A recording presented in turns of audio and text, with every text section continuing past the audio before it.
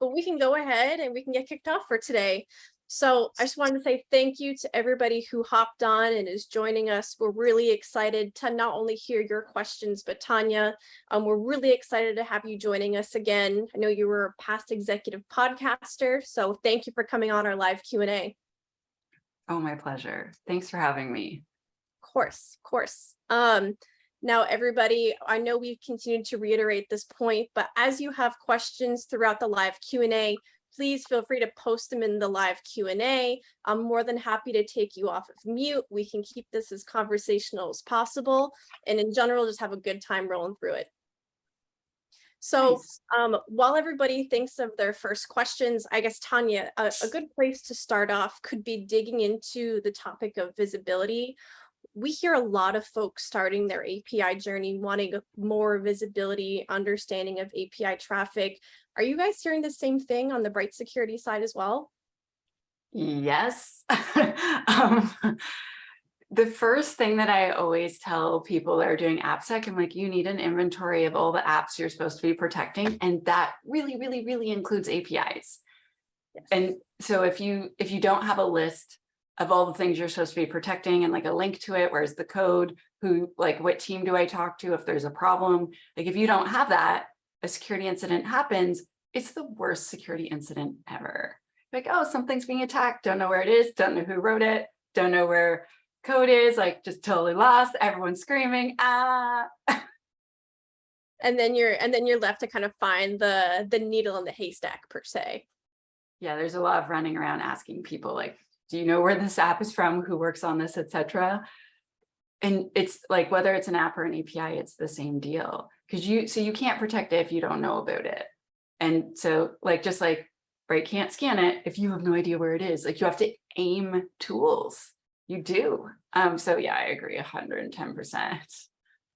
And I guess on the topic of visibility, have you also heard people talking a lot about like the open API specification files? I know that's been a hot topic of conversation, at least like on the development side of things. What do you mean about the open API files? Like, that we should be hiding them, or we should be sharing them with the security team? You should be sharing them with the security team. Exactly. Yeah. And making sure that they're updated. Yeah. And making sure that they are complete. So like so when I started doing AppSec, at first it was just web apps. And then they're like, hey, could you test this API? And I remember pointing like a dynamic scanner at it, and it's like, it's perfect. I'm like, no, trust me, it's not. Like, there's always something wrong, right? And then we scanned another one, and we found like 27 APIs in a row where it found nothing. And we're like, well, this scanner sucks. But then we figured out it was the API definition file. Like, we hadn't completed it. There's tons of stuff wrong. The dev's like, it does what it's supposed to do, but like the protocol wasn't complete. Mm-hmm. And so then we got like a linting tool, and we went through, and it told us like, oh, that's nice that you declared a variable and it's a string, but is that like, what's allowed in the string? How small should the string be? How big should the string be? Like, are there any limits, or just like whatever you want goes in the string? And like a big part of like dynamic scanning and fuzzing is like testing those boundaries. But if the API definition file is like, I don't have boundaries, I'm open, it doesn't go well. Exactly. Or that's been my experience. Yeah, well, and it's kind of exactly the point that Grace is making in the chat as well. It's like, we have to know what those specs or constraints are. We have to have like lines on the road that we know to follow. And so then when things are outside of that norm, we can either say, okay, this is obviously a misconfiguration, or maybe somebody's doing something nefarious. Because in an API world, we have this like very strict like expectation of like machine to machine interaction. And if we have a well-defined spec, then we can say, oh, hey, well, this didn't meet it. Why didn't it meet it? And we can dig on that a lot easier, rather than, okay, is the spec fully formed? Okay, is this true or false supposed to be there? And kind of to that point, a little bit further, taking it to like, the nth degree, is like, make sure it's up to date. You put out a new version, like, you're going to remove functionality, you're going to change functionality, like, oh, hey, we're using a new like GUID to validate things. Okay, well, what should those look like? Like, what are the parameters around that as well? Yeah, and Grace, I'm gonna allow you permission to speak as well. I would love to understand more about the struggles with well-formed API specs and how your teams are trying to align to them. Yeah, so like some of our tools can accept like Open API, right, or HAR or whatever, but yeah, we're not sure if it's like an artifact of them generating the Swagger pages sometimes, like a lot of the development frameworks like .NET, for example, right? Like in the startup code, you can invoke Swagger Gen to generate the Swagger page for you. But sometimes the tools just are very strict, I guess. So some of the dynamic test tools we're using are very strict as far as like consuming those specs. So we've had to adjust the spec. But yeah, it's unclear right now because we're kind of at the beginning of our API journey, our API security journey. So yeah, I'm not sure if it's an artifact of the libraries that are generating the spec, or like, the dev team just didn't validate them, or what. So we've had to work with them. And there's another lurking variable there as well that might be something is, another thing is like you have to do configuration on your security tools themselves. So, I mean, that as we've kind of become to rely more and more on APIs in the workplace, our tools and tool factoring and kind of how we test them has also matured alongside that.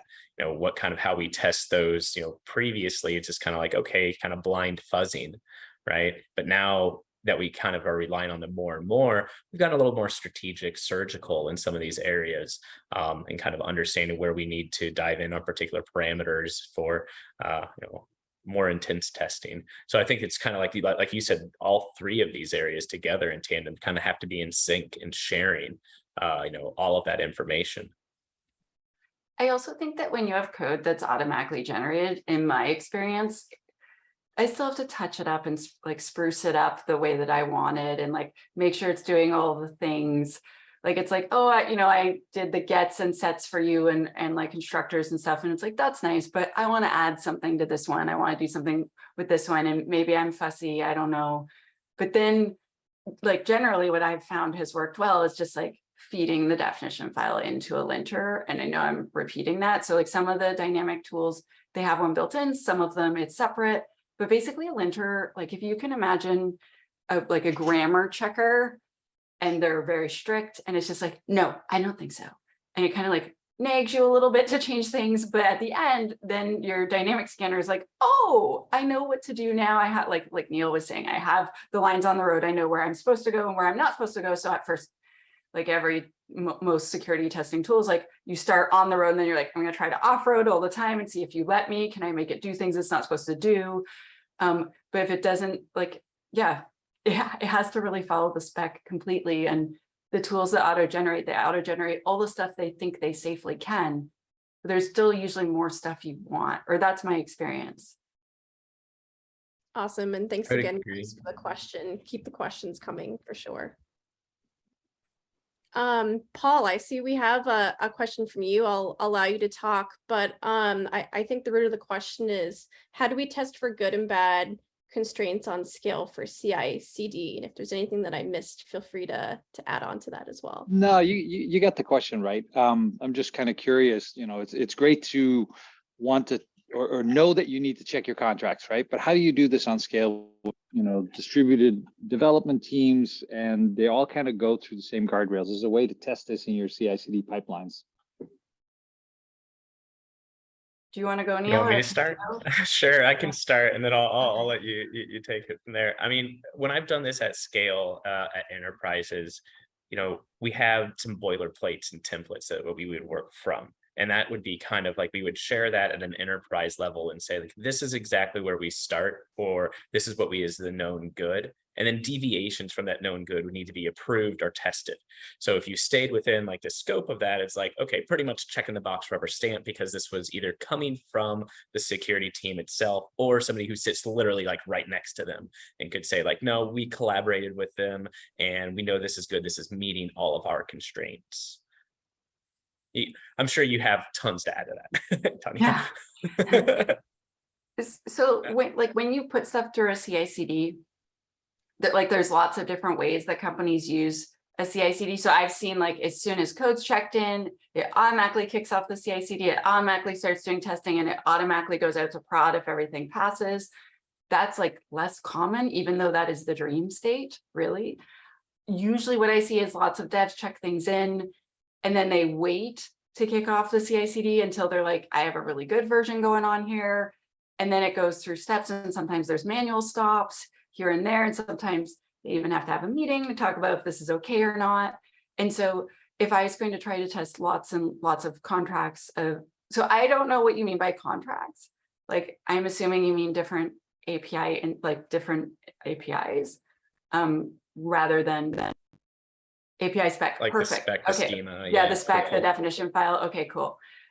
So I would want to feed that in, but also if you wanted your CI/CD to run a bit faster, you could add a HAR file, like HAR, so an HTML archive file. So a lot of dynamic types of scanners can take that. And what it is it's like a recording of you using the API.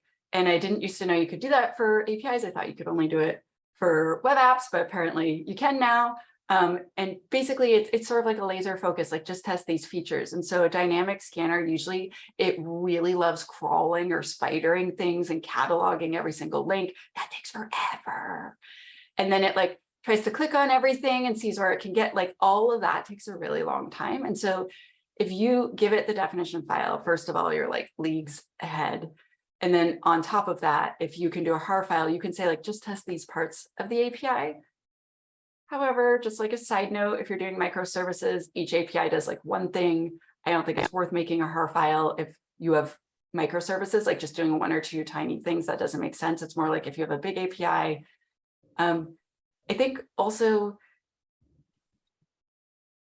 how do I word this? So like when you're doing CI/CD, there's a bunch of things you can do to speed it up. And so I'm not sure if you're asking about, so you're like how to test good and bad things on scale. The first thing you need to do is like I said, all the linting and stuff. But once you have it running through the tests, can API linting occur in PR commit time? It totally can. Like you can install a linter as part of your CI/CD. But ideally, the dev's using it first on their own, and then you're checking it in the CI/CD. And then if it's like, this is awesome, you should continue, then you run like more dynamic testing tools and or static and or, software composition analysis, etc. But there's also ways you can speed up your CI/CD. And I don't think that's part of your question. So I'm going to stop there, but you can like add more in the chat if that was part of it. Sometimes I just talk about what is on my mind, and I don't think that's what you asked. No, okay. It's great because you talked about a really cool area where like I want to chime in, which is just a little bit of like narrowing the scope. Like if you know what has changed, or even like if you're supplying that spec or schema so that you can say like, let's be laser focused on these areas, you can, that same time that we're used to seeing, like you mentioned, like these things can take forever. But if we're narrowing the scope, we are allotting the same amount of time or even sometimes less time, we can get really deep on those test cases for those particular areas. So we have like, again, like a higher degree of confidence when we're actually pushing things through our CI/CD. And we can validate those through like automated QA, or like what are the things that we're getting back in our responses, to say like, well, this worked, but maybe the timing wasn't correct, or maybe this like mostly worked, but one of the things was off just a little bit. Well, we now know like an area of interest that we can dive in deeper on that particular area of the application or code versus having to look through the breadth of everything. I also feel saves like time in the whole thing. Yeah, I feel so a lot of people might call this tuning, but basically like configuring your security tools to do better. And like you'd be surprised how many people will run like dynamic scanners and they have every single test checked. And it's like, oh, but this is a Ruby app. Do you really need to run all those WordPress tests? And also just sometimes like your AppSec program's immature, and I don't mean that in an insulting way, but sometimes I've worked places where it's like everything's totally on fire and you're coming in and you're trying to help. And it's like, we don't really need to run 100% of these tests. Like we're just trying to find criticals now because, my DAS report looks like a Christmas tree because there's so many reds and oranges everywhere, like all these bright lights. And I feel like sometimes it makes sense too, to just like, let's just test. People call it OWASP top 10. I don't the OS top 10's changed a lot. So, but like cross-site scripting, injection, cross-site request forgery, like things that are common that you're concerned about. And then it's like, okay, and then let's move down to testing more stuff. So there's a lot of ways that people could tune and use their tools better, like use it like a scalpel rather than like a butter knife, if that makes sense. That's a Absolutely. pretty eloquent way to put it. And I'll even say that you can do it not just on like particular vulnerability levels, but also, going back to kind of like what you said at the very beginning of having that like inventory of your system stuff, prioritize those. Prioritize the systems and applications within them so that not only do you know like the criticals, but you know the criticals in all of the things, right? I mean, and if you are using a particular like technology stack, like you mentioned Ruby or something, okay, so find the tools that are specifically going to do things that are going to test your Ruby application. It's not a one size fits all. Yeah. So when you were saying like, assess the risk and prioritize your applications, I used to work somewhere and then someone else told me they did this too. They came up with like a rating of 0 to 4. And so it's like, is it public facing or is it just private inside your network? Okay, so if it is, you get a point. And then like, does it contain sensitive data? If so, you get a point. Is it like, we had a whole list and you could get like up to 4 or 5 points at different places that I've worked. And someone I know actually checked that as a JSON file into the repo, and then it would go with the CI/CD, and the CI/CD would be like, oh, well, this is a 4, so I'm going to fail you because it found a medium. But oh, this app's a 1. Yeah, you just blow on by with like 10 mediums. I don't care. Let's be relaxed. And so they were able to kind of automate like this mini risk assessment. And I was like, that's so cool. Sorry, I'm off topic. I just was excited about what you said. No, it's perfect because it's like, we all struggle with the maturity of our programs and getting to the levels of that we need, because there are certain things that become sticky for different programs and different industries and different companies. And I can empathize with that from having like, previous role, like 5,000 application portfolio. And you're like, well, where do I start? I just have this big pile of a bunch of like things that are quote unquote wrong. I just have like a badness pile. Like, how do I start prioritizing? More like a badness mountain. Agreed. It was. This company I was working with like 2 years ago, they acquired a company and I scanned their app with a SAST tool and it found 43,000 vulnerabilities in one app. And I was like, well, clearly these are a lot of false positives. And I went through like the first 10 and they were all true positives. And I was like, it's like, what are we gonna do? Nightmare in real life. I guess just taking a little bit more high level, I want to make sure I address Eddie's point because I think it's one that people struggle with a lot in the industry and it just has to do with getting started. So I guess, Tanya, what would you recommend would be people's best first step to, I guess, even building out their API security program? So the first thing I do is try to get some inventory going on. And so like who's responsible, etc. And then like this might sound super lame, but I like to run a quick scan with a dynamic scanner. I know I work for a place that makes one, but that's been my habit generally is like, I just want to get a quick look at it. And like, if we have a SAST tool, I'll use the SAST tool, but I want to see is this a giant dumpster fire? Is this like kind of okay? Is it actually kind of awesome? Because if automated tools find nothing, it's like, and you know that it's testing it correctly, then it's like, oh, wow, this is like pretty nice, right? If possible, I get all the previous scan results and I shove them into Microsoft Excel, which is one of my favorite security tools. And then I look at like, what is happening the most often that is bad in our apps? And like, maybe I could try to attack the top 3, if that makes sense, to immediately get things a bit more under control. And then like anything that's public facing, I really want to put a gateway in front of it, an API gateway, because like my first mobile app pen test, first and last, I wasn't a pen tester very long, but I remember I immediately just proxied it. I'm like, oh, here's all the APIs. I can just talk to them directly. There's no gateway. I'm like, awesome, let's go. And so I would want to have a gateway so no one can talk to the APIs unless they go through the gateway, including the app. And then you don't have members of the public try like, and mostly I mean bots, like just eating away at them. And so I usually start with those things, if that helps. Yeah, that makes a ton of sense. And Eddie, I did just give you talking permission. So if I missed anything with reframing your question, please feel free to shout it out.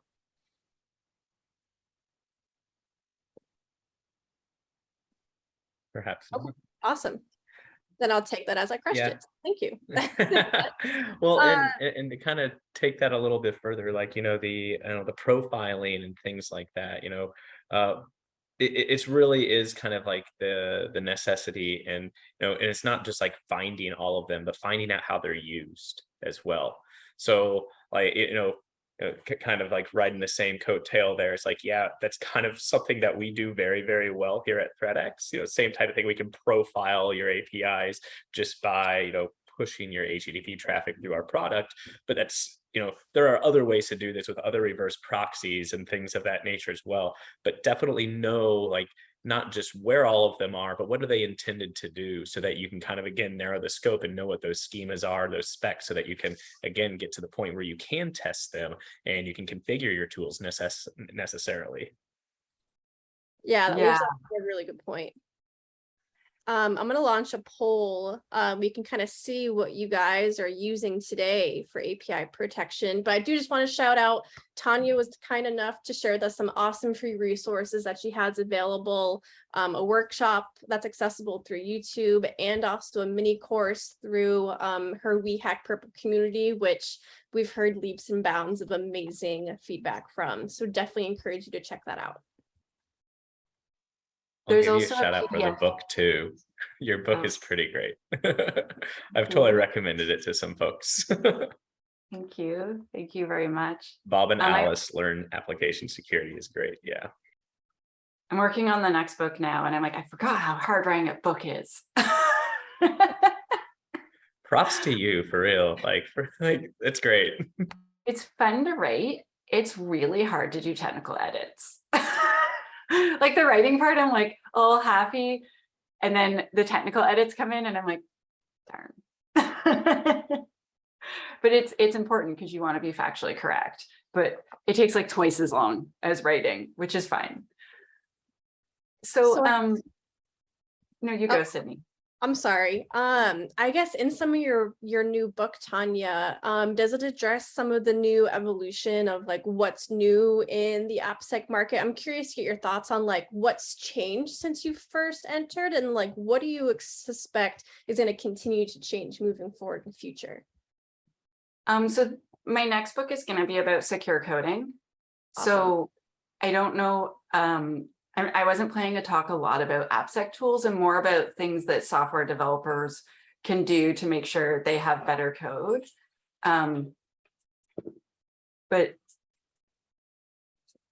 Sorry, I was distracted. I bought a treadmill and it likes to turn on randomly. No, it's under my desk, so it's just like rolling messaging against you? my foot. I'm like, what's happening? Sorry. But I see a lot of trends. So I'm seeing tons and tons and tons of new companies, like generally startup style companies, creating tools that specifically focus on APIs because the traditional tools didn't do such a great job. And so I'm seeing really cool like API linting tools, API detection, like finding them, inventorying them, cool, like a WAF, but just for your API. So not like a gateway, but like a web application firewall specific to APIs, so that there could be way better things. Oh, I'm sorry that there's a 404 on the link I shared. I'll have to fix that for you. But I think that a lot of companies are really focusing on APIs for securing them because developers have been focusing on APIs. Like it used to be like the whole internet was like plain HTML and maybe some web apps. Then it was like all web apps. Everything's a web app. Does not matter if you have a static page, it's still a web app. And then it was like, well, what if we just had a front end and 1,000 APIs? And then your app is generally more likely to be, how do I put this? More likely to be up all the time, like to be available. Because if you have all of these microservices behind it, if just one dies, the whole app basically still works except one thing. And so then you have better availability, which is really important to basically everyone. But that's what I'm seeing. I'm also seeing some companies doing, there's some companies where they're doing like this really super cool thing. And I'm like, oh, most companies are nowhere near advanced enough to buy your tool. Like attack simulation. I'm like, are you kidding? We don't even have basic AppSec underhand at like a lot of companies I come and they have like very little AppSec program or none at all. There's like one dev off the side of his desk. He's doing his absolute best. And then they're like, we should buy this attack tool. I'm like, no, you should not, because everyone's going to fall apart. Like, so I'm hoping the industry focuses a bit more, like the security startup industry focuses more on what like businesses need right now, what they're ready for right now. And so that's what I think a lot of the API companies have been doing really well, is like businesses are really scared that their APIs are getting attacked or like locked down by bots all the time. Like, what can we do to help with current problems? So I think that's good. Yeah, no, absolutely. The API abuse and the bot traffic has been such a huge concern. I mean, Neil, you could probably talk to a number of the attack patterns that we're seeing on the ThreatX SOC side as well to just reinforce that. It runs the gambit, and it's really kind of specific based off of each industry too. Like, you know, for example, we see tons of either credential stuffing or kind of enumerations, broken authentication, kind of like the number one against a lot of credit unions and things like that. Life sciences sees a lot of different kind of attack parameters there, where they're actually looking for more along like ways to exfiltrate like research data. So like we see like different things based off of different industries in our SOC, and oh yeah, just it's kind of whatever comes up each day. We kind of have to keep our finger on the pulse of the threat feeds and kind of whatever the flavor of the week is. That's Cool. awesome. I know that shift left has been like the hot topic. At least that's what we heard from going to like DEF CON and Black Hat. I guess Tanya would love to know, like, do you agree with the entire shift left motion? Do you feel like there's a balance in between? What's kind of your thoughts on that? I've heard of a lot of people say shift everywhere. So for people that aren't aware, so shift left means let's start security earlier in the system development lifecycle. So this might sound obsessive, but I would love to be at the kickoff meeting for a project and be like, hi, I'm Tanya, I'm your AppSec nerd. I'll be here throughout the entire like cycle of your entire project. And so whenever there's a security thing, I'm gonna like give you a heads up that it's coming. I'm gonna build it into the schedule. I'm gonna, you know, hire your pen tester or your secure code reviewer or whatever. And I'm gonna make sure you get to the finish line when you're expecting to get there, but you're gonna be safer. Right. And so the idea of shifting left is just starting, because what we used to do and what a lot of places still do is we wait till there's 2 weeks before go live. And then we bring in a pen tester and the pen tester's like, everything sucks. This is bad. Don't release it. And then of course they still have to pepper in security at the end. Yeah. And so then they put like 2 band-aids on it really quick and then push it out the door. And it's really expensive way to do security. And it's like not superbly effective. And so shifting left is the idea of starting it as early as you can. But I don't think we should only do it early. Like I've seen companies where they're like, I have 11 security tools in my CI/CD. Wow. And that's the only thing they have. They don't have like a program to help the devs fix it. They don't have educational materials. They don't have any sort of requirements or best practices or guidance on any of the technologies. They don't like, and so they're just like, just every build crash. And the devs what are I like to tell people is like effectively when you're coming up with your use cases of why you're even writing the application, you should also be coming up with abuse cases. How would somebody abuse this application as well? And then if we're doing that at the onset, we can actually kind of like model the application to build in the controls around it.